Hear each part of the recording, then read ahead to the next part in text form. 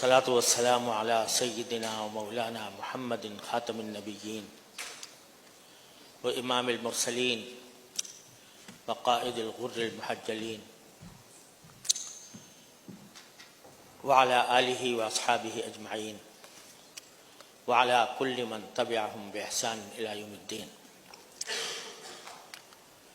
My brothers and sisters, Assalamu alaikum wa rahmatullahi ta'ala wa barakatuh. It is really a great pleasure and honor for me to participate in this pioneering project that is being presented today, not only for discussion but also to take practical measures to implement it. First of all, I would like to point out that when we speak of Islamic finance, some people understand that Islamic finance is restricted to the Muslims only. No doubt, it is the principles governing Islamic finance are provided by the Holy Quran and the Sunnah of the Holy Prophet Muhammad sallallahu alaihi wasallam, and Muslims are bound to follow them in each sphere of their life. But so far as Islamic finance or Islamic trade is concerned, its benefits are not restricted to Muslims only. They comprise some principles, guiding principles that are for the betterment of the entire humanity at large. So therefore, it is not Muslims only that benefit from these principles and these values, but it gives a better solution for the economic affairs throughout the world. Today we see that the human beings have experienced different systems of economy. There has been feudalism, then came capitalism, socialism and communism. But none of these systems could solve the problems of human beings so far as their economic life is concerned.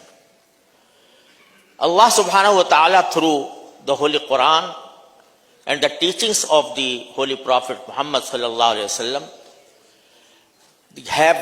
has given us a set of principles governing each sphere of life, including economy and finance. These principles are not made by human beings only on the basis of reason, only on the basis of experience, but they are given to us by revelation directly from Allah subhanahu wa ta'ala. Therefore, they aim at the betterment of all humankind, all human beings in this globe. So, this is the reason why non-Muslim countries are also interested in practicing according to those principles that are set by the Islamic financial system. For that purpose, in the last year, I think, I was very kindly invited by this university that is for higher studies of law and economy. And when I was in Moscow, Brother LC and Brother Krill, they have told me that they are thinking about a product or a project in which they want to use Islamic finance for the food security and for the purpose of exporting grains to the Muslim countries on the basis of Islamic modes of financing. I was very happy to see that they had developed this understanding and they have formed a forum in which this suggestion was discussed. So I personally advise them to take this product or this vision before a gathering in which all the stakeholders are present and in which this concept may be discussed. And I suggested that it should be given in a conference that is being held by AOFI. Alhamdulillah, it was my dream and it was, alhamdulillah, in practice today. So I am happy for that. The basic concept behind this suggestion or behind this product or behind this vision is that food is the basic need of human beings. No person can deny it, be he Muslim or non-Muslim or from any nation. He needs food. But the trade of food in our economic system has been subjected to many manipulations. And when the traders of food, traders of grain, they come to the market, they act upon their own concepts of earning as much money as they want. And for that purpose, there is a chain of middlemen. There is speculative transactions because of which the food or grains cannot reach the poor people except on a very high price that they cannot afford.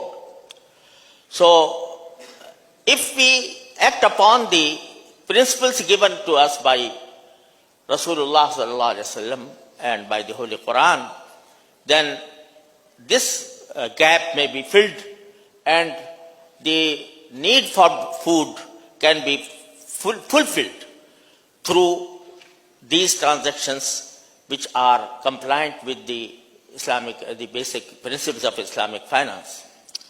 And for example, Russia is the biggest exporter of wheat and biggest, I think, some of the big countries that produce grain.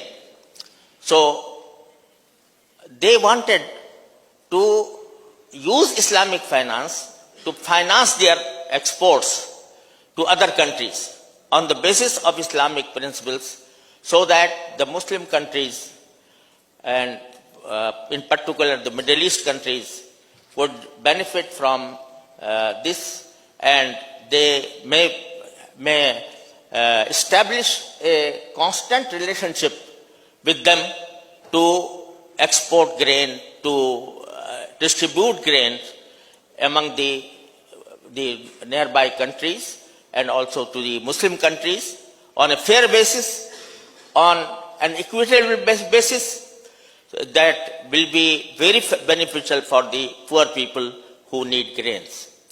So this is the basic vision.